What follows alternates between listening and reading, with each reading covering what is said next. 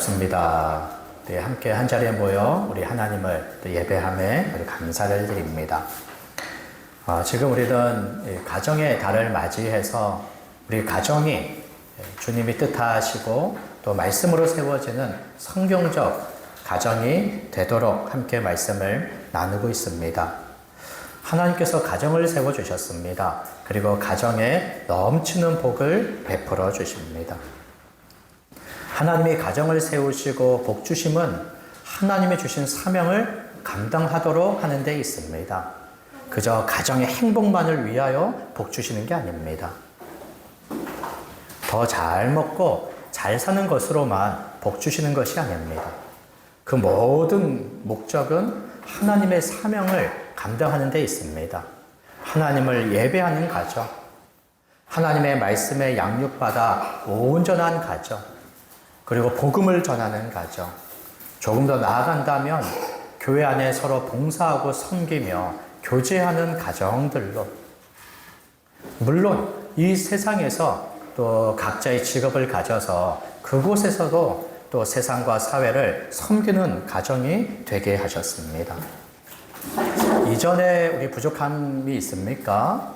또 이전에 좀 실망스러운 부분이 있습니까? 괜찮습니다. 하나님은 여전히 우리의 가정과 함께 하시고 진리의 말씀으로 우리의 가정을 온전케 하십니다. 그렇기 때문에 그저 과거만 바라보면서 실망하거나 또 앞날을 더 이상 기대하지 않고 포기하지 마세요. 하나님께서 함께 하시기 때문에 우리의 가정이 더욱더 온전한 가정이 얼마든지 될 수 있습니다. 그래서 더욱더 하나님의 은혜를 누리며 하나님이 주시는 사명을 감당하는 가정이 될 수 있기 때문에 우리의 가정들을 날마다 기대하고 또 날마다 소망하시기를 바랍니다. 우리의 가정이 더 온전해지고 또 말씀에 따라 우리의 가정이 되도록 꿈을 꾸세요. 그런 것을 기도 제목으로 삼아 기도하기를 시작하십시오. 기도하기를 시작하세요. 기도한다는 것은 그 제목들을 하나님께 맡기는 거 아니겠습니까? 또 하나님의 도움을 구하는 것이죠. 그리고 나도 그런 가정이 되도록 마음의 소원을 품는 것이고, 또 사람은 마음에 따라 생각하고 살아가기 마련입니다. 그것에 마음을 두면 또 열심을 내어 행하게 되어져 있습니다. 그래서 남편에 대하여, 아내에 대하여 이제는 실망하는 그 말을 하지 마시고 기도하세요. 아쉬운 거 있잖아요. 101가지 정도. 또 부족한 게 많지 않습니까? 그런 것들로 다 서로 원망하고 불평할 것이 아니라 다 기도 제목으로 삼으세요. 그리고는 하나님께 맡기고 하나님의 은혜와 도우심을 구하고, 그렇게 우리의 가정이 지금보다 또 더욱더 온전한 하나님의 가정이 되기를 기대하고 함께 바라도록 하겠습니다. 그럴 때 성경적 가정을 세우는 것은 어느 한 사람으로 세워지는 것이 아닙니다. 가족 자체가 한 사람으로 가족이 되는 것이 아니죠. 남편이 있고 아내가 있고 또 부모가 있고 자녀가 있습니다. 가족 구성원 전체가 하나님의 말씀대로 성경적 가정을 세워야 됩니다. 다 함께 힘을 모을 때, 힘을 낼 때 성경적 가정을 세울 수 있습니다. 그럴 때 가족 구성원 전체가 믿음을 가지고 믿음을 따라 서로 힘써 사랑한다면 참으로 주님이 원하시는 가정이 될 수가 있겠죠. 그런 어떤 가정의 어떤 구성원들은 또 믿음의 차이가 있습니다. 믿음이 있는 구성원이 있고 없는 구성원이 있고, 그럴 때 믿음의 사람들은 더욱더 주님 의지하며 우리의 가정이 성경적 가정이 되도록 기도하면서 힘을 내시기를 바랍니다. 어려움들이 있을 겁니다. 더욱더 기도하세요. 우리 어르신 세대를 보게 되면 처음부터 그 가족 구성원 전체가 예수님을 믿은 건 아니죠. 저희 가정도 보면 아버지가 그 가족 중에 처음으로 예수님을 믿으셨어요. 그리고 저희 어머니 가정에서도 어머니가 처음으로 예수님을 믿으셨습니다. 그리고 2대, 3대가 지나면서 그 자녀들이 예수님을 믿고 또 손주들이 예수님을 믿고 또 우리 부모님의 또 우리 부모님이, 저에게는 할머니, 할아버지죠. 그분들이 또 예수님을 믿게 됐습니다. 그렇기 때문에 지금 현재 나만 예수님을 믿는다고 해서 또 실망하지 마시고, 또 믿지 않는 이들의 그러한 우리의 마음의 차이가 있고 또 갈등들이 있지 않습니까? 그러한 어려움들을 너무 괴로워하지 마시고, 괴로움이 클수록 우리 하나님을 의지하고 또 어떤 연약함과 부당함을 견디면서 우리 가정이 주님이 원하시는 가정이 되도록 또 힘쓰기 바랍니다. 우리 가정에 관한 그런 말씀 중에 아주 대표적인 것이 에베소서 5장에 있는 이 말씀입니다. 5장 22절부터 6장 4절의 말씀에 보면 아내와 남편 그리고 부모와 자녀에 관한 말씀이 나오죠. 각각 어떠한 특징들로 서로를 섬겨야 하는지를 너무나 분명하고도 자세하게 기록되어 있습니다. 서로의 섬기는 차이들이 있지만 그러나 공통분모가 있습니다. 공통분모. 그것은 5장 21절의 말씀이라고 볼 수 있습니다. 21절 말씀 한번 보세요. 그리스도를 경외함으로 피차 복종하라. 이 말씀이 가족 구성원 전체의 공통분모입니다. 이러한 마음과 이러한 자세를 가져야 돼요. 예수 그리스도를 경외하듯이, 예수 그리스도를 사랑하고 섬기듯이 서로 복종하라. 복종이라는 것은 억압, 굴림, 지배, 이러한 의미를 지금 담고 있는 게 아닙니다. 이것은 종과 같이 섬기라라고 하는 그런 의미입니다. 예수님을 경외하듯이, 말하자면 예수님을 사랑하듯이 서로 사랑하고, 예수님을 섬기듯이 서로 섬기며, 예수님께 순종하듯이 서로의 말들을 존중하며 또 순종할 것을 이야기를 해요. 이것이 남편과 아내, 부모와 자녀가 공통적으로 가져야 됩니다. 이 공통 분모 속에 각자의 위치가 있고 또 그 안에 질서가 있고 또 그 안에 구성원에 따라 두드러진 특징들이 있죠.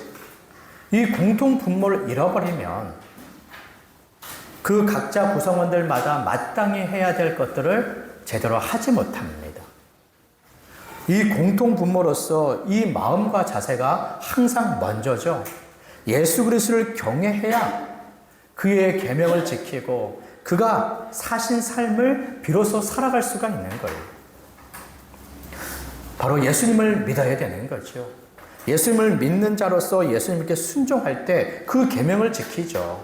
그 계명은 이웃사랑 아닙니까? 이웃사랑을 따라 가정에서 비로소 서로 사랑하는 것입니다. 그러니 가족 구성원의 공통 분모는 믿음과 사랑이라고 말할 수 있습니다. 예수님에 대한 믿음, 그리고 모든 성도에 대한 사랑, 가정 안에서 말하자면 모든 가족 구성원들에 대한 사랑, 예수님에 대한 믿음과 모든 구성원들에 대한 사랑, 이것이 먼저입니다. 이것이 공통 분모예요. 가족을 위하여 기도할 때 항상 이것이 먼저 있을 수 있도록, 충분한 믿음과 충분한 사랑이 있을 수 있도록 기도하시기를 바랍니다. 그래야 믿음과 사랑에 따라 성경적 가정이 세워지는 것이죠.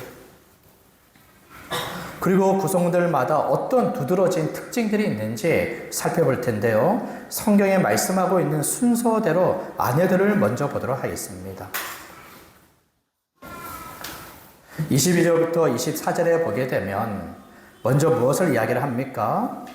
아내들이여 자기 남편에게 복종하기를 주께 하듯하라 라고 말씀하지요. 첫 번째로 우리가 아내들이 가져야 할 마음과 자세는 하나님이 남편을 아내의 머리로 삼아 양육하고 보호하도록 하셨다라는 것입니다.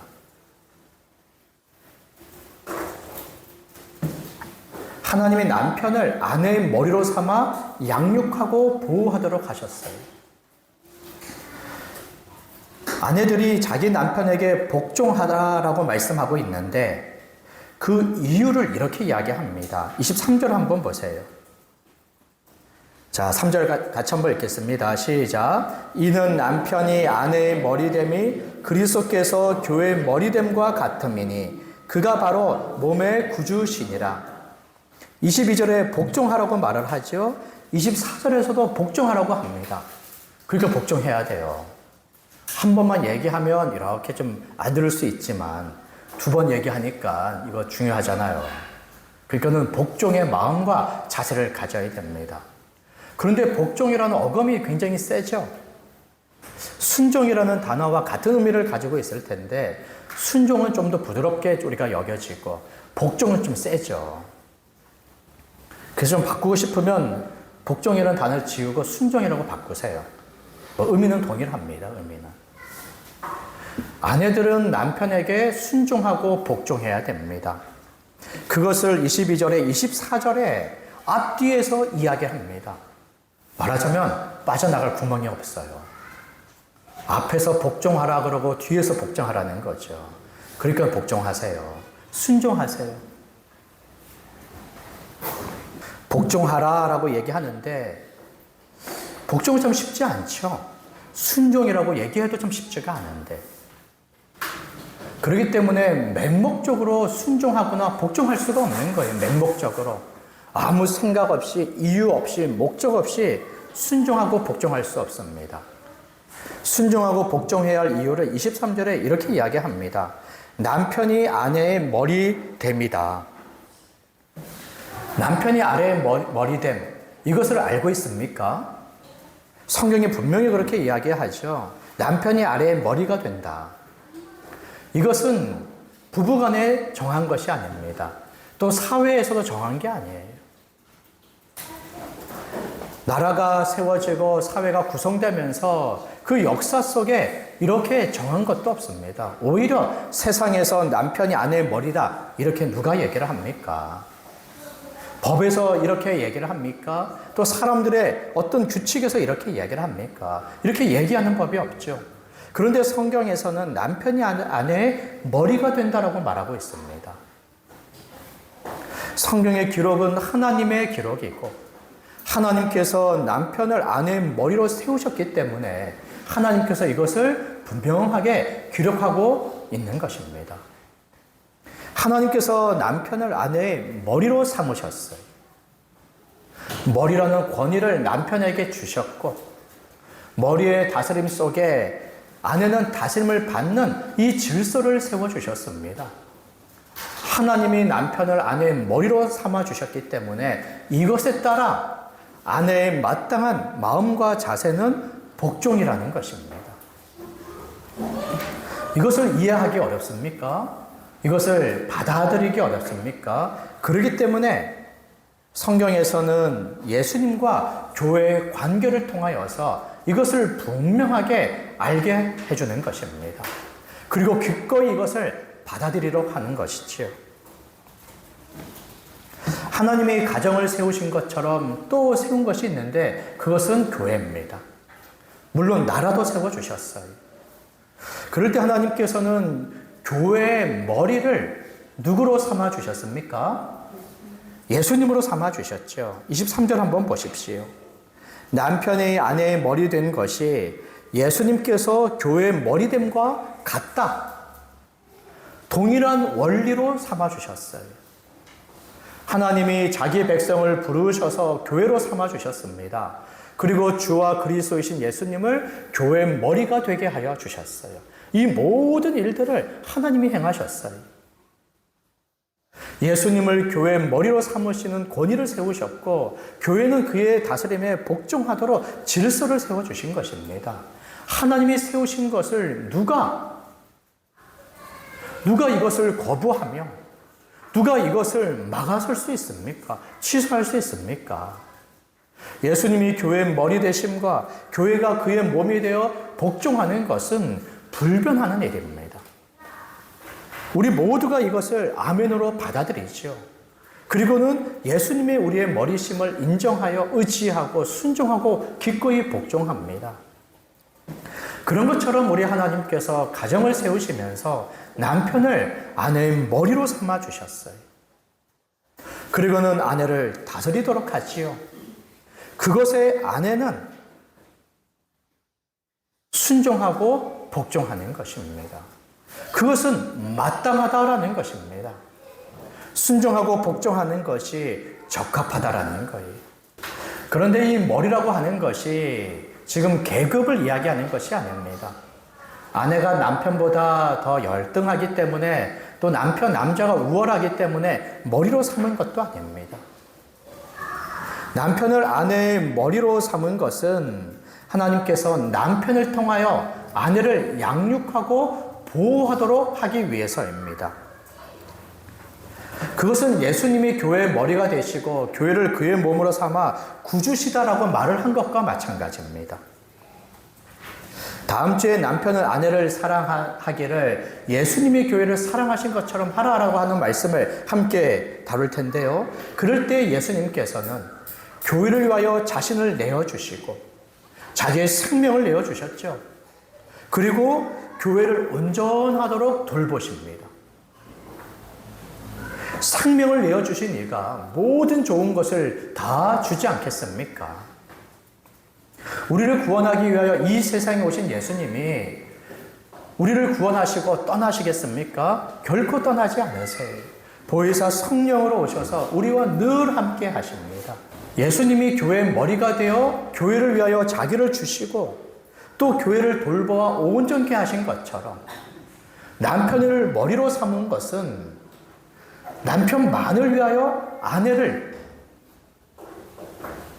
아내가 희생하고 남편만을 위하여 섬기는 것이 아니라 아내의 머리가 되는 남편이 자신을 희생하고 섬김으로 아내를 온전케 하도록 하셨다는 것입니다. 그러니 23절의 말씀은 우리 아내들에게 있어서 은혜의 말씀이죠. 아내들을 위한 말씀이죠. 남편이 머리가 되어 자신을 희생하고 섬김으로 아내를 돌보고 보호하고 온전케 하니 얼마나 감사한 말씀입니까? 그러니 23절의 말씀을 아주 기쁘게 받아들여야 됩니다. 그렇다면 어떻습니까? 이제는 기꺼이 머리가 되는 남편에게 복종할 수가 있는 것이죠. 남편을 섬길 수가 있는 것이죠. 그러니 여기 아내가 남편에게 복종해야 한다는 것은 맹목적인 복종을 얘기하는 게 아닙니다.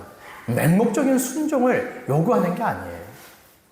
아내만 희생하고 남편만을 위한 순종과 섬김이 결코 아니라는 것입니다. 하나님께서는 남편을 아내의 머리로 삼으셨습니다. 그리고 남편의 희생과 섬김, 그 모든 수고로 아내를 온전케 하도록 하셨어요.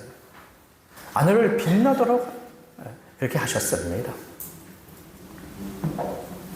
아내의 얼굴에 늘 웃음꽃이 피도록 조금도 눈물 흘리지 않도록 남편을 머리로 삼아 아내를 사랑하고 또 섬기도록 하셨습니다. 머리됨은 그 의미를 가지고 있지요. 이것은 아내를 억압하고 군림하면서 아내 위에 서서 자기를 위한 것이 아닙니다.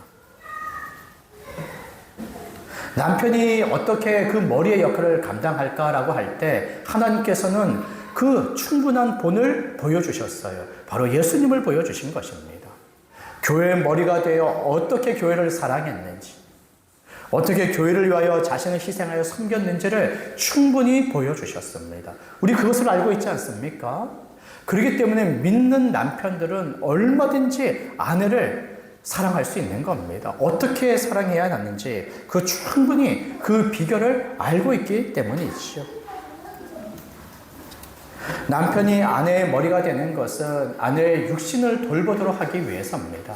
성경에서는 아내에 대하여 연약한 그릇이라고 이야기를 하죠. 육신적으로 볼 때 그 힘에 있어서 아내는 남편보다 연약을 하지요. 그리고 그저 겉으로만 돌보는 것이 아니라 그 마음을 살피고 그 감정을 살피고 또 생각을 살피고 또 정서적인 것을 살피고 돕도록 남편은 아내를 돌봐야 됩니다. 그리고 무엇보다도 신앙을 돌봐야 되죠. 그것이 다 머리의 역할입니다. 육신, 정서, 신앙, 그 모든 것을 돌봐야 됩니다. 그리고 온전케 해야 되지요. 이런 목적으로 하나님께서는 남편을 아내의 머리로 삼아 주신 것입니다. 그리고 머리된 남편은 아내와 함께 서로 도우며 또 자녀들과 함께 가정 전체로 하나님의 사명을 감당하도록 가정을 다스려야 되는 거예요. 다 그것이 머리의 역할이지요. 예수님께서는 교회의 머리가 되셔서 교회에 새 생명을 주시고 또 말씀으로 온전케 하시면서 하나님의 사명을 능히 감당하도록 하셨습니다. 하나님의 사명을 감당할 수 있는 지혜와 능력의 모든 것을 주시고 우리를 도우시는 분이시죠. 그런 것처럼 남편은 아내의 머리가 되고 또 가정의 머리가 되어 우리의 가정이 온전하여 하나님의 사명을 감당하는 가정이 되도록 이끌어가야 됩니다. 하나님을 예배하는 가정, 말씀을 배우는 가정, 말씀으로 믿음의 가정이 되어 온전한 자로 세워지며 또 복음을 전하고 성도들과 교제하고 또 봉사하며 세상에서 어엿한 사회인들로 세상과 사회를 섬기는 그런 가정으로 이끌어가야 됩니다. 그런 책임이 바로 머리인 남편에게 있는 것입니다. 그러니 남편은 그 역할들을 충분히 감당을 해야 되죠. 그 역할을 감당할 수 있도록 하나님의 은혜를 구하고 지혜와 능력을 구해야 될 겁니다. 그리고는 아내들은 어떻게 됩니까? 남편이 자기 자신과 또 가정의 머리됨을 인정해야 됩니다. 그것을 존중해야 되지요. 또 격려해야 됩니다. 남편의 뜻을 따라야 되지요. 자기 스스로가 머리가 되려고 하거나 또 주관하며 지배하려는 그런 주장하려는 마음과 자세, 이 모든 것에서 다시 겸손한 마음과 겸손한 자세를 가져야 될 겁니다. 예수님과 교회를 한 번 더 생각해 보십시오. 예수님이 교회의 머리가 되신다는 것은 우리 모두의 머리가 된다는 거예요. 목사가 교회의 머리가 아니죠. 장로가 교회의 머리가 아닙니다. 우리 교회 개척의 멤버가 교회의 머리가 아니에요. 예수님이 우리의 교회의 머리가 되시는 것입니다. 그리고 우리 모두는 겸손하게 엎드려서 모든 뜻을 주님의 것으로 삼고 또 주님의 뜻에 순종하는 그런 자세와 삶을 살아가야 되죠. 교회의 머리는 하나입니다. 오직 예수님만이 교회의 머리가 되십니다. 그런 것처럼 가정에서의 머리는 하나입니다. 남편과 아내의 동등한 권리가 있고 동등한 자유가 있죠. 그러나 하나님이 가정에 주신 권위와 질서는 하나입니다. 남편을 아내의 머리로 삼았지 아내를 남편의 머리로 삼은 게 아니에요.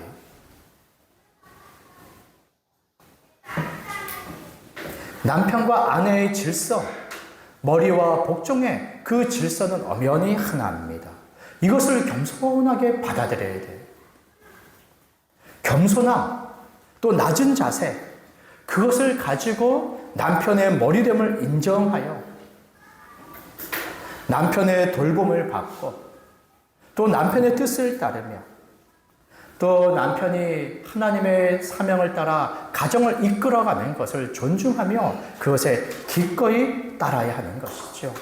여기에서 세상의 논리와 세상의 생각이 틈타지 않도록 하나님의 말씀으로 우리의 마음을 지켜가야 되는 것이죠. 그래서 첫 번째로 하나님께서 남편을 아내의 머리로 삼아 양육하고 보호하도록 하셨다는 것입니다. 이것은 아내에게 은혜의 말씀이요 또 우리의 가정을 온전히 세우는 말씀인 줄로 믿습니다. 두 번째로 우리가 함께 살펴볼 것은 하나님이 남편을 아내의 머리로 삼아 양육하고 돌보게 하셨다면 아내의 마땅한 자세와 태도는 무엇이겠습니까? 이미 첫 번째에서 많이 이야기한 것처럼 아내의 마음과 자세는 바로 이것입니다.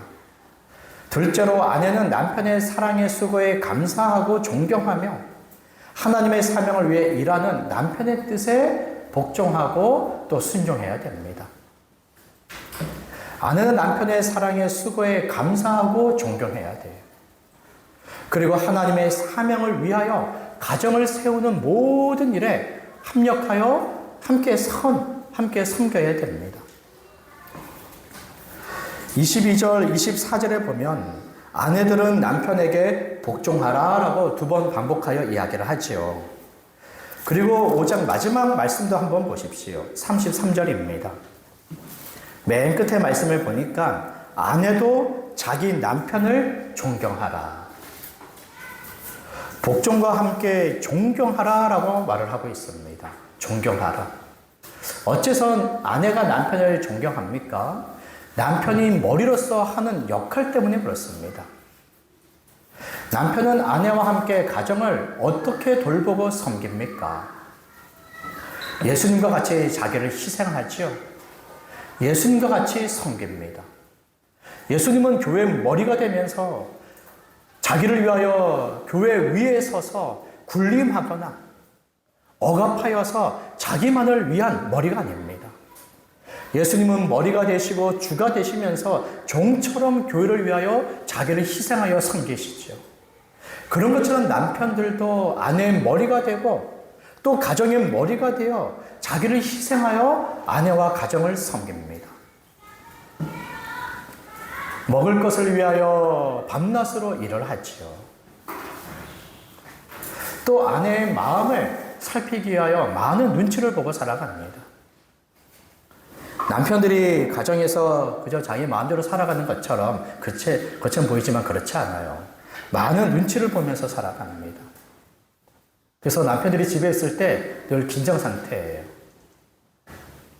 특별히 이름 3글자, 성까지 붙일 때는 얼마나 긴장하는지 모릅니다.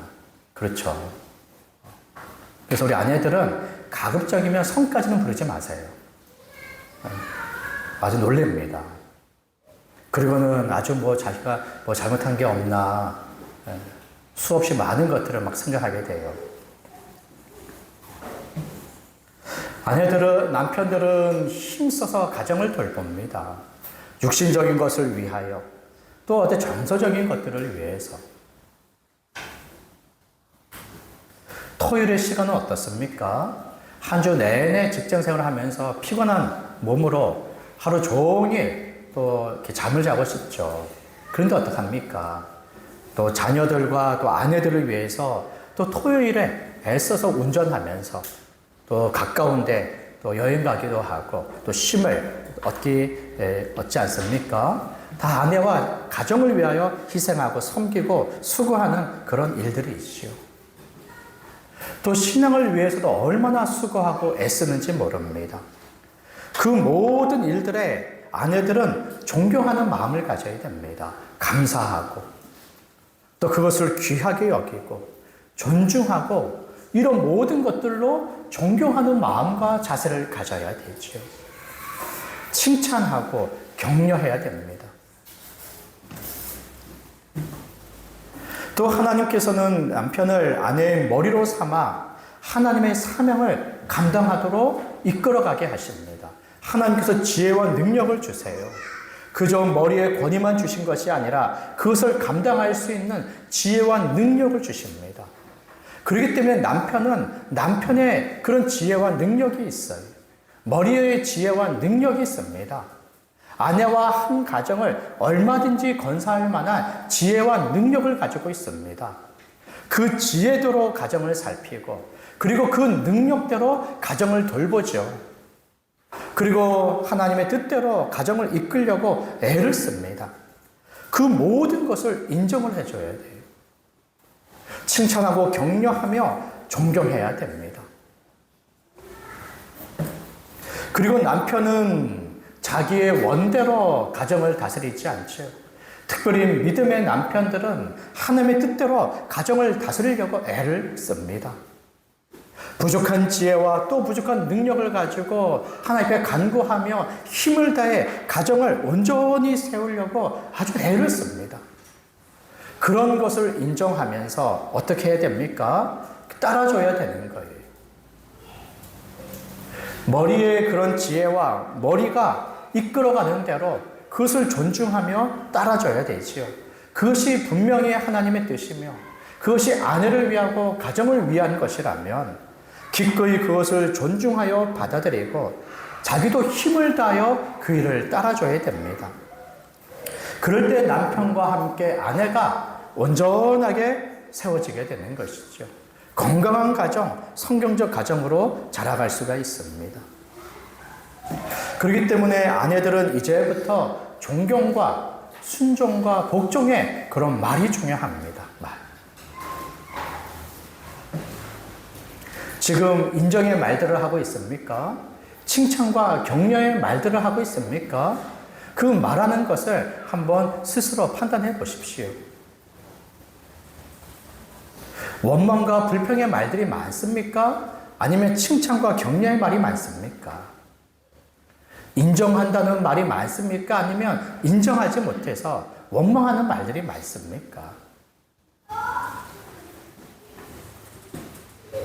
그리고 남편의 말을 듣고 함께 그 뜻에 동조하는 행동이 많습니까? 아니면 그 말들마다 거부하며 자기의 주장과 자기의 고집으로 그렇게 행동을 합니까? 성경에 말씀하는 바대로 이제는 존경하고 복종해야 됩니다. 그 일들을 말에서부터 시작하시기를 바랍니다. 마음에서부터 존경하여 그것을 인정하고 또 마음에서부터 섬김으로써 함께 하나님의 뜻대로 가정을 세워나가는 그 일들에 함께 해나가야 될 겁니다. 여기까지 이야기한다면 말씀에서는 그것으로 충분히 지금 다루고 있지만 그러나 우리 마음에 좀 불편한 것들이 있을 것입니다. 머리된 남편의 그런 능력을 우리가 따져보게 되고 머리가 되는 남편의 연약함을 생각하게 되고 때로는 부당한 행동과 부당한 요구가 떠올리게 되지요. 또 어떤 이들에게 있어서는 아직 남편이 없는 이들도 있습니다. 결혼 전이라거나 성경에서는 그런 표현으로 과부라고 쓰기도 하지요. 그런 이들은 여기 말씀대로 남편을 때로는 머리로 인정하기가 어렵고 그리고 남편을 섬기고 순종하고 복종하라라고 하는 이 말씀을 아주 불편하게 이것을 갖고 있는 분들도 있을 거예요. 그렇기 때문에 남편의 머리됨을 인정하고 남편에게 복종하려고 하는 그런 마음과 함께 우리가 몇 가지 특징적인 것을 살펴보려고 합니다. 세 번째로 같이 우리가 생각해 볼 것은 아내는 남편의 연약함과 부당함에 대해서 바른 믿음과 큰 사랑으로 돕는 배필의 역할에 힘을 써야 된다는 거예요. 남편이 아내의 머리가 되지만 그러나 머리 되시는 교회의 머리가 되시는 예수님과 공통점과 차이점이 있습니다. 그 공통점은 무엇이겠습니까? 머리됨에 있어서는 동일하죠. 예수님이 교회의 머리가 되시고 남편이 아내의 머리가 되는 것은 공통점입니다. 그런데 차이점이 있어요. 교회의 머리가 되시는 예수님의 지혜와 능력은 완전합니다. 그러나 아내의 머리가 되는 남편의 지혜와 능력은 제한적이죠. 부족함과 연약함이 많습니다. 그렇기 때문에 연약한 남편에 대해서도 순종해야 되냐? 연약한 남편에 대해서도 머리됨을 인정해야 되냐? 라고 하는 것에 불편함이 있을 거예요. 그럴 때 우리 아내들은 이것을 어떻게 대하시겠습니까? 남편의 이런저런 연약함과 부족함을 두고 머리됨을 인정하지 않겠습니까? 또 순종하며 섬기지 않겠습니까? 그것은 이 말씀을 거스르는 것이죠. 지금 성경에서 남편이 아내의 머리라고 할 때 남편의 능력에 대해서 이야기하지 않아요. 어떤 상황에 대해서 아내들은 남편에게 순종하고 존경하고 복종할 것을 이렇게 가강하지 않습니다. 남편은 아내의 머리다. 아내는 남편을 존경하고 복종하라. 그 한 말씀밖에 없어요. 그럴 때 남편의 연약함과 부족함에 대해서 우리 아내들은 어떻게 이것을 대해야 되냐라는 것입니다. 한번 생각해 보세요. 남편이 연약하고 부족하더라 하더라도 또 한편에서는 남편의 강한 것이 있습니다. 또 남편이 가지고 있는 것들이 있어요. 그것을 마땅히 우리가 인정해 줘야 되지. 남편이 연약하고 부족하지만 모든 것에서 연약하거나 모든 것에서 부족하지 않습니다. 이 생각을 아주 조심하세요. 하나님께서 남편을 아내의 머리로 삼으시면서 남편에게 주신 것들이 있습니다. 교회 안에서도 각 사람에게 은사 차별하지 않고 균등하게 은사를 주신 것처럼 남편을 아내의 머리로 삼으시면서 하나님이 주신 지혜가 있고 능력이 있습니다. 그 은사가 있어요. 그 고유한 것들이 있습니다. 그리고 남편으로서 아내와 가정을 사랑하는 마음에 힘을 다하여 수고하고 있습니다.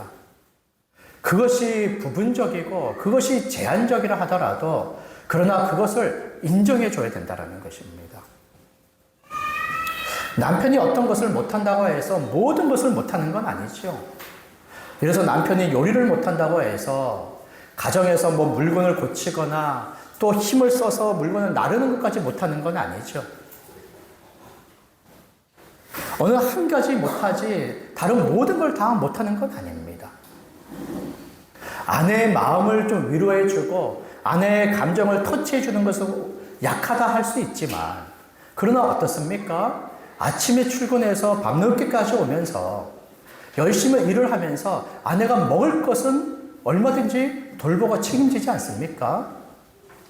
어느 한 가지 약하고 부족한 것이 있다 해서 나머지 모든 것에서 다 약하고 부족하지 않다라는 거예요. 이미 남편이 하고 있는 수고와 남편이 가지고 있는 것들에 있어서는 인정을 해줘야 됩니다. 이것까지 무시할 수는 없죠. 이것까지 폄하하거나 비난할 수는 없다라는 거예요. 남편은 그 연약한 데서 지금 수고하고 애를 쓰고 있습니다. 그것을 인정해주고 격려해줘야 된다라는 거예요.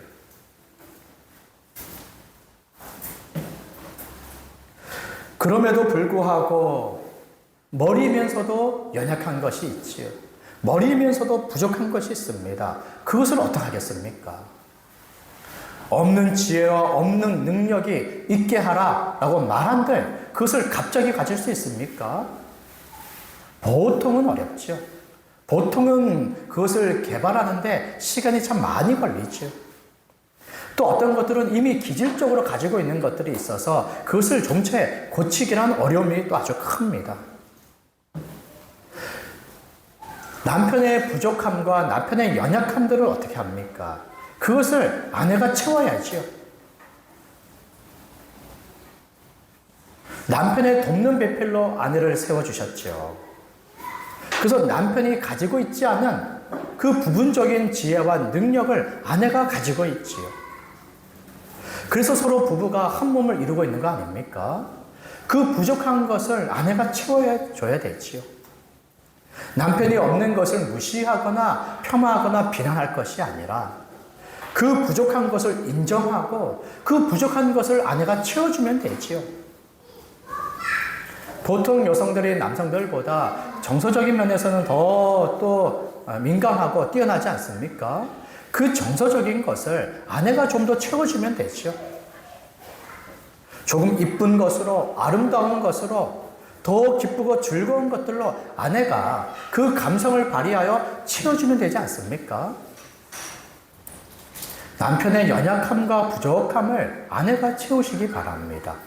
돕는 배필로 부름을 받았고 한 몸을 이루지 않았습니까? 그렇기 때문에 자신이 혼자 지낼 때보다 결혼하여 남편과 아내와 함께 있을 때 혼자 있을 때보다 더 온전하고 또 충분함을 우리가 누리죠. 더 안정감과 평안함을 누리게 되는 것입니다. 하나님의 뜻으로 사명을 이루고자 남편이 가정을 이끌어갈 때 아내들은 어떡합니까? 믿음의 아내들은 이것을 기꺼이 기쁨으로 받아들이고 함께 예배합시다. 함께 교회 갑시다. 함께 말씀을 배웁시다. 자녀를 말씀으로 더 양육합시다. 복음 전한 일에 함께하고 교회 모임에 또 이웃을 돌보고 섬기는 것에 함께합시다. 남편의 결정들에 아내들은 아멘으로 화답하며 함께 따라야 하는 것입니다. 때로는 남편이 하나님의 뜻에 따라 하나님의 사명을 감당하는데 미숙할 수 있습니다. 그러나 어떻게 합니까?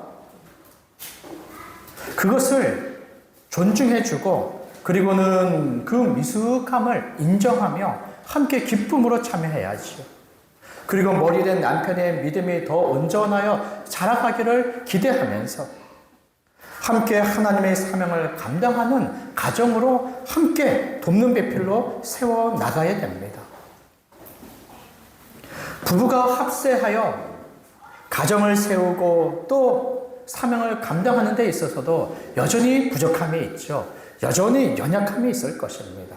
그것을 어떻게 합니까? 염려하거나 원망하는 자세가 아니라 그 모든 연약함과 부족함에 대하여 하나님께 간구하는 것입니다. 기도의 필요는 여기에 있는 것이죠. 또 기도의 능력은 바로 여기에 있는 것입니다.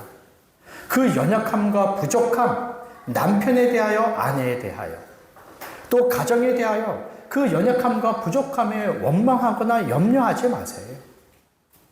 염려한다고 해서 키가 한 자가 더할 수 있느냐라고 성경에 얘기하고 있는 것처럼 염려는 결코 우리로 하여금 온전하게 하거나 충분하게 만드는 법이 없습니다. 오히려 우리의 모든 필요함들을 하나님 앞에 간구하는 거죠. 오히려 우리가 연약하고 부족한 데서 하나님을 더욱더 의지하는 우리의 믿음이 자라게 되어 있습니다. 그렇기 때문에 하나님을 의지하도록 우리에게 연약함을 주셨을 거예요.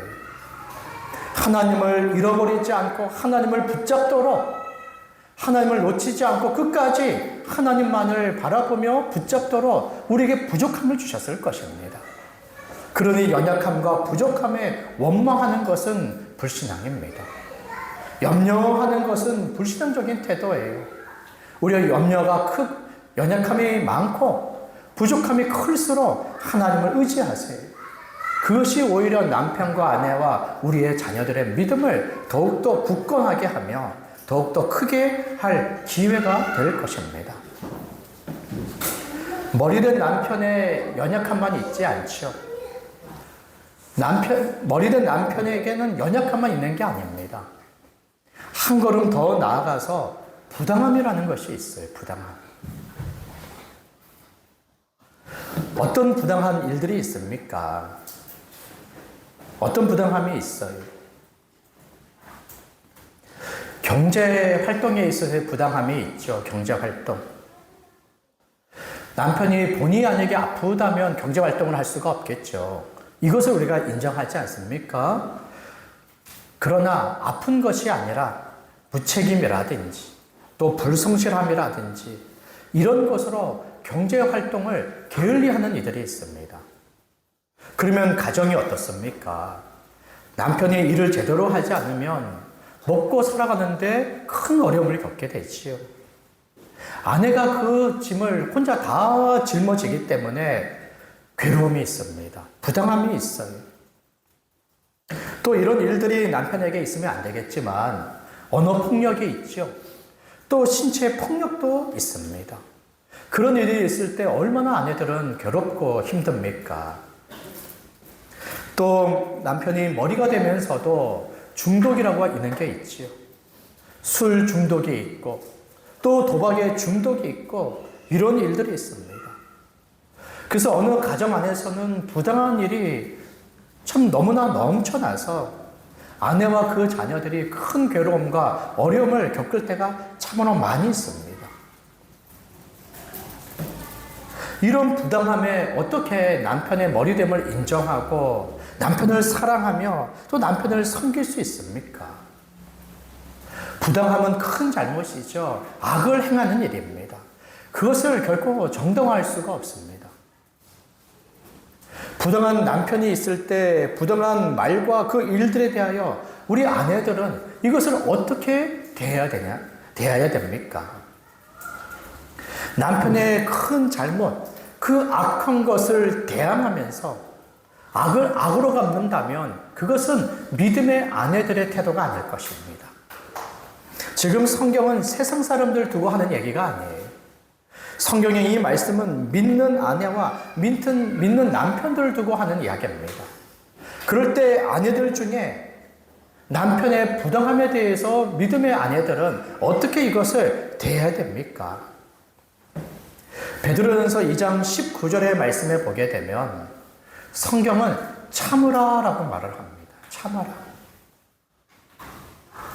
어떻게 참을 수 있습니까? 폭력적인 말, 폭력적인 행동, 또 가정을 제대로 건사하지 않는 그런 불성실함과 무책임함에 대해서 어떻게 참을 수 있습니까? 그런데 성경에서는 참을 것을 이야기를 하지요. 베드로전서 2장 19절의 말씀을 제가 한번 읽어보도록 하겠습니다. 2장 19절의 말씀은 종이 주인의 부당함에 대해서 참으라고 하는 말씀입니다. 사환들아 범사에 두려워함으로 주인들에게 순종하되 선하고 관용하는 자들에게만 아니라 또한 까다로운 자들에게도 그리하라. 부당하게 고난을 받아도 하나님을 생각함으로 슬픔을 참으면 이는 아름다우나. 종과 주인의 관계에서 오늘날 상사와 부하 직원들의 이러한 관계, 어느 조직에서 아랫사람 또 부하 직원들이 부당한 일을 당할 때가 있죠. 그때 참으라고 말합니다. 그런데 이러한 원리는 남편과 아내의 관계 안에서 마찬가지로 얼마든지 적용될 수 있습니다. 남편이 아내를 사랑함으로 선하게 행하고 또 관용하게 행한다면 기꺼이 남편을 사랑하고 섬길 수 있죠. 그러나 까다로운 자들, 부당한 일을 행하는 남편에게 있어서 그것을 참으라라고 얼마든지 적용할 수가 있습니다. 참을 것을 이야기를 해요. 이것이 하나님 앞에 아름답다라고 말씀하고 있습니다. 어떻게 참습니까? 먼저는 악을 악으로 대항하지 않는 거예요. 남편이 아내를 미워하고 남편이 아내를 해를 가할 때 동일하게 미워하고 그리고 복수하지 않고 해를 가하지 않는 것입니다. 미워하는 것은 잘못이죠. 복수심을 품는 것은 잘못입니다. 성내고 화를 내는 것은 잘못이에요. 해를 가하는 것은 잘못입니다. 남편이 아내에게 해를 가할 때 동일하게 믿음의 아내들이 남편을 미워하고 화를 내고 해를 가하지 말라는 거예요. 남편이 아내에게 손을 댄다 하더라도 손을 대지 말라는 것입니다. 그리고 그 모든 일에 대하여 참으라는 것이죠. 성경은 얼마든지 악을 악으로 갚지 말고 선으로 악을 이기라고 말씀하고 있고 원수를 사랑하라고 말씀하시죠. 그때 1차적으로 우리가 해야 될 것은 참는 것입니다. 참는 거예요. 악을 행하지 않는 것입니다. 이제는 말 한마디에서도 미움의 말, 성내고 화내는 말, 해를 가하는 말을 하지 말아야 돼요. 남편이 악을 행하고 잘못하는 것 하나님이 아시죠? 하나님께 맡김으로 이것을 참을 수가 있습니다. 하나님이 아내들의 재판장이 되어주지 않으시면, 하나님이 아내들의 보호자가 되어주지 않으시면 어떻게 참을 수 있습니까? 자기를 지켜야 되고 악을 악으로 갚으면서 이 모든 것에서 자신을 지키고 자신을 보호해야 되는데 어떻게 이것을 참을 수 있습니까? 하나님께 맡김으로 이것을 참을 수가 있는 거예요. 하나님은 그의 거룩과 공의를 가지고 선과 악을 행하는 자들의 모든 일들을 아시고 판단하시는 분이시죠. 그리고 심판하시는 분이십니다. 하나님께 남편을 맡기는 거예요. 하나님께 이렇게 기도하십시오. 지금 아내를 미워하고 그 머리의 역할을 다하지 않으며 악을 행하는 남편을 판단하여 주시고 심판하여 주십시오. 이렇게 간구를 하세요. 하나님이 분명히 그렇게 하실 것입니다. 그리고는 자기 자신을 찾는 거죠. 하나님이 그를 미워하시고 하나님이 그에게 해를 가하시며 하나님이 공의 가운데 심판하시고 판단하실 것이기 때문에 자기 스스로가 재판장이 되어 악을 행함으로 원수 갚는 것을 하지 마세요. 아내들은 남편에 대한 심판을 하나님께 맡김으로 자신이 악을 행하는 것을 참아야 됩니다. 미워하는 말과 성내고 또 해를 가하는 것을 참아야 돼요. 이것은 믿음의 사람이 할 수 있는 일입니다. 하나님이 재판장이 되셔서 판단하시고 심판하실 것을 누가 압니까? 믿음의 사람이 알죠. 그러니 믿음의 우리 아내들은 남편에 대하여 하나님의 손에 맡기는 거예요. 하나님이 판단하시고 심판하시도록 하나님께 맡기는 것입니다. 그리고는 그 모든 부당한 것에 대하여 참아야 되고 악을 행하지 말아야 됩니다. 왜냐하면 악을 행한다는 것은 그 자신도 잘못 죄를 짓는 거 아닙니까? 믿음의 아내들이 죄를 지을 수 없죠. 가정 안에서 선을 행하여야 할 아내들이기 때문에 악을 행할 수가 없습니다. 죄를 짓지 않도록 주의하셔야 돼요.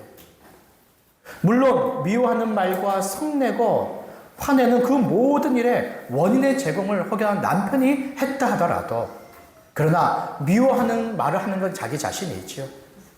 성내는 건 자기 자신이죠.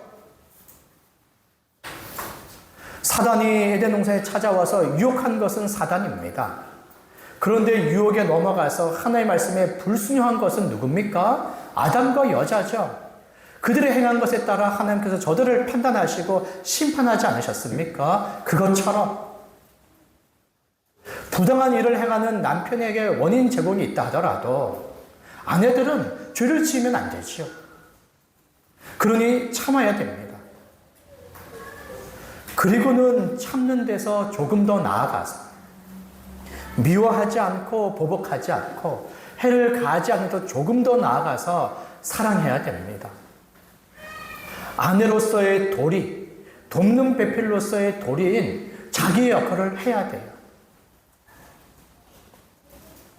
한 얘기했지만 부부싸움을 한 이후에도 요리하는 것이 아내 그 가정에서의 한 역할이라면 요리를 해서 남편을 먹이고 자녀를 먹여야죠.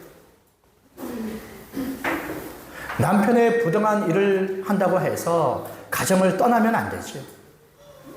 가정을 지켜야 되죠. 자녀를 지키고 가정을 지키지 않으면 남편의 부당함, 아버지의 부당함에 또 자녀들은 어떻게 됩니까? 그 힘이 없는 자녀들이 부당함에 괴로움과 고통을 겪지 않겠습니까? 믿음의 어머니의 돌봄과 또 말씀의 양육을 제대로 받을 수가 없겠죠. 그러면 부당한 일을 행하는 아버지의 자녀가 되고 또 자녀들의 부당함 속에 부당한 가정으로 대물림되지 않겠습니까? 남편의 부당함 속에서 아내는 그것을 참고 아내의 도리로서 선을 다해야 됩니다. 사랑의 일을 다해야 되죠. 그럴 때 하나님께서 아내들의 그런 선한 행실을 다 아십니다. 그리고 선한 행실에 대하여 하나님이 상을 베풀어 주실 거예요. 어떤 상이 있을까요? 아버지는 부당하더라도 자녀들이 어머니의 그 선한 행실을 보면서 어머니를 배우죠. 어머니를 따르죠. 그리고 자녀들이 착한 자녀들로, 바른 자녀들로 자라가게 될 것입니다. 또 어떤 상을 얻습니까? 그 어머니는 자녀들이 장성하면 어머니를 존경하고 또 어머니를 봉양하죠. 자녀들은 아버지의 부당함과 어머니의 선한 행실을 다 알지 않습니까? 그리고는 혹 아버지를 미워하더라도, 아버지를 존경하지 않고 봉양하지 않더라도 참고 선을 행한 어머니는 어떻습니까? 여전히 사랑하고 존경하고 그리고 복양하죠. 자녀의 복양에 상을 얻을 거예요. 그리고 남편들이 부당한 한 일을 하지만 나머지 모든 이들이 다 부당합니까? 분명 그렇지 않을 거예요. 그래도 일말에 남편의 역할과 구실을 하는 것이 있을 것입니다. 그리고 그것에 대하여 아내는 그 가정 안에서 그 유익을 또 맛보게 될 것입니다. 그리고 베드로전서의 말씀에는 아주 놀라운 말씀을 주고 있습니다. 베드로전서 3장 1절의 말씀입니다. 아내들아 이와 같이 자기 남편에게 순종하라. 이는 혹 말씀을 순종하지 않는 자라도 말로 말미암지 않고 그 아내의 행실로 말미암아 구원을 받게 하려 함이니 너희의 두려워하며 정결한 행실을 봄이라. 너무나 귀한 말씀이죠. 아내들아 자기 남편에게 순종하라. 아내의 도리를 다하라는 것입니다. 그럴 때 남편이 말씀을 순종하지 않더라도, 말씀을 믿지 않더라도 아내의 그 착한 행실을 통하여 마음의 감화와 감동을 얻어 하나님께로 회개하여 나오고 예수 그리스도의 복음의 말씀을 믿는 믿음으로 혹 나와 구원받을 수 있을 것이다 라고 말씀해 주고 있는 것입니다. 그런 일들이 얼마나 많이 있습니까? 이런 것들을 보게 되죠.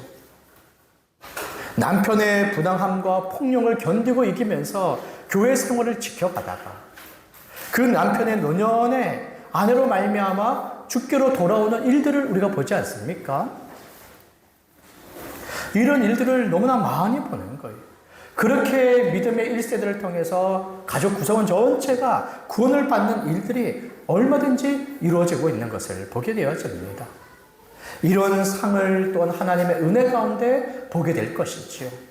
그러니 남편의 연약함과 남편의 부당함에 대하여 원망과 악을 악으로 갚을 것이 아니라 자기 자신의 믿음과 자기의 사랑으로 돕는 배필이 되고 그리고 참고 견디며 이기는 자가 되어야 할 것입니다.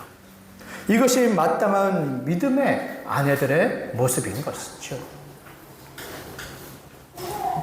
마지막 하나를 우리가 덧붙이자면 지금 현재 남편이 없는 이들이 있을 것입니다.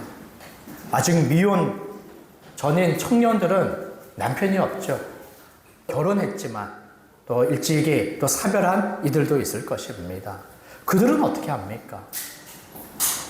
그들은 이 말씀과 당장에는 상관이 없을 거예요. 존경하고 순종하고 복종하고 섬겨야 할 남편이 없기 때문에.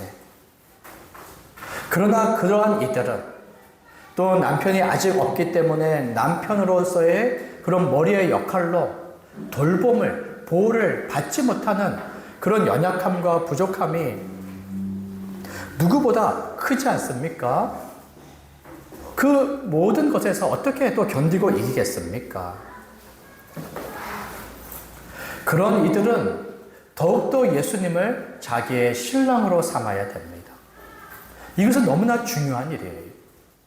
좀 전에 말한 남편의 연약함과 부당함에 있어서 아내들은 예수님이 완전한 신랑이시다, 완전한 남편이시라는 믿음을 가지고 남편의 연약함과 부당함에 대하여 항상 우리의 완전한 신랑이 되시고 남편이 되시는 예수님을 의지하여 참고 견디고 이겨내야 됩니다. 이것이 너무나 중요한 가정에서의 아내들의 신앙이에요. 아내들이 의지할 원천과 대상이 되는 것입니다. 그것과 함께 우리 청년들 그리고 또 남편이 없는 이들, 그들은 더욱더 예수 그리스도를 자기의 남편과 신랑으로 삼아야 됩니다. 성경에서는 예수님과 교회의 관계를 신랑과 신부의 관계로도 비유해주고 있습니다. 고린도후서 11장 2절의 말씀을 보게 되면 내가 하나님의 열심으로 너희를 위하여 열심을 내노니 내가 너희를 정결한 처녀로 한 남편인 그리스도께로 드리려고 중매함이로다. 사도 바울이 말씀으로 교회를 세우고 말씀으로 교회를 온전케 함으로써 교회를 정결한 처녀 신부로 남편인 그리스께로 드리고 자기는 그 사이에 중매자라고 이야기를 하지요. 그리고 교회는 날마다 하나님 앞에 거룩한 신부로 말씀으로 자기를 단장해야 됩니다. 정결한 행실을 이야기하는 것이죠. 그리고는 신랑이 되시는 예수 그리스도의 날마다 연합을 이루며 그 안에 거룩한 사랑의 교제를 나눠야 됩니다. 지금 말씀대로 예수님을 교회의 남편과 신랑으로 얘기하죠. 그럴 때 교회 안의 모든 회원들은, 여기는 남자들도 마찬가지겠지만 더욱더 우리 자매들은 예수님을 자기의 남편과 신랑으로 삼아야 됩니다. 이 얼마나 은혜가 넘칩니까? 아내의 머리가 되는 남편은 머리지만 연약합니다. 부족합니다. 때로는 부당한 말과 일들을 행할 때도 많이 있습니다. 아내의 마음을 몰라주고 애써서 섬기지 않으므로 눈물 짓게 할 때도 참 많이 있어요. 그러나 예수님은 어떻습니까? 우리의 완전한 신랑이 되시고 우리의 완전한 남편이 되어 주셔서 우리의 마음의 모든 것을 다 헤아려 주시죠. 이것은 우리의 마음을 평안하게 할 뿐만 아니라 정신 건강을 얼마나 건강하게 하는지 모릅니다. 이것을 염두에 두세요. 이것을 마음에 새기세요.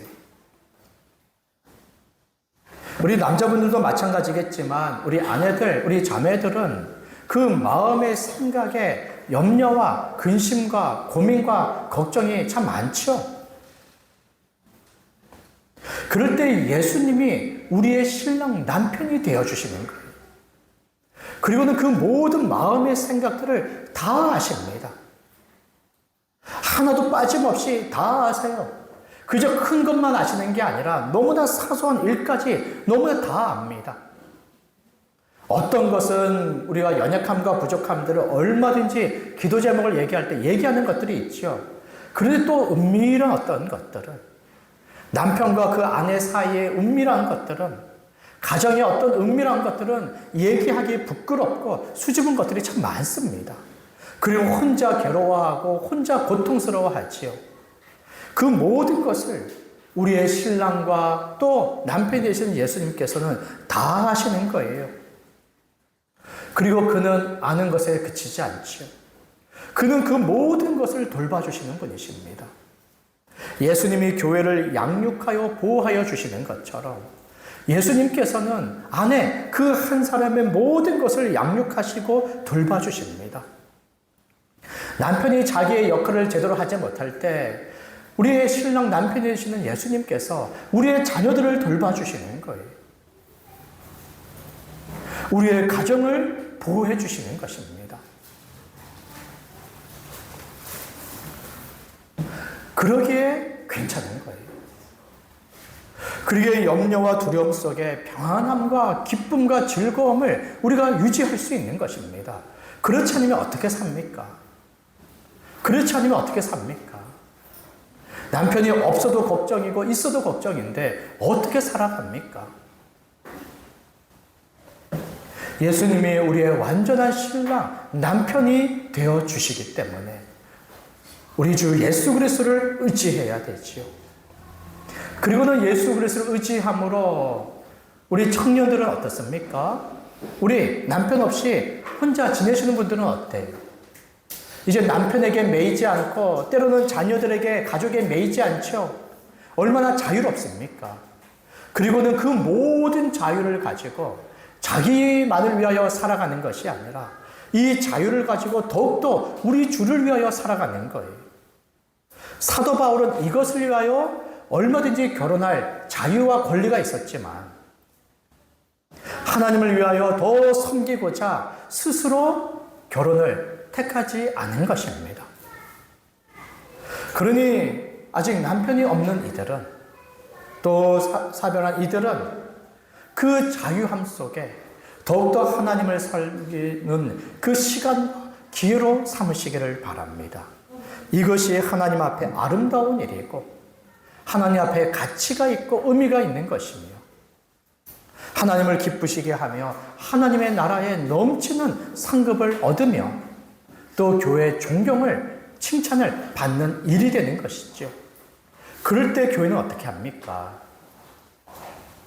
우리 청년들은 속히 결혼하기를 하나님 앞에 간구하고 바랄 뿐만 아니라 이제는 이 결혼을 하지 않고 그 홀로 지내는 그 이들, 성경에서는 그런 이들을 과부로 얘기를 하면서 신실하게 믿음을 삶으로 하나님을, 교회를 섬긴 이들을 참 과부로 여겨서 그들을 존경하고 그들의 경제적인 삶을 교회가 돌보면서 교회에서 그들을 우대하도록 이야기를 하지요.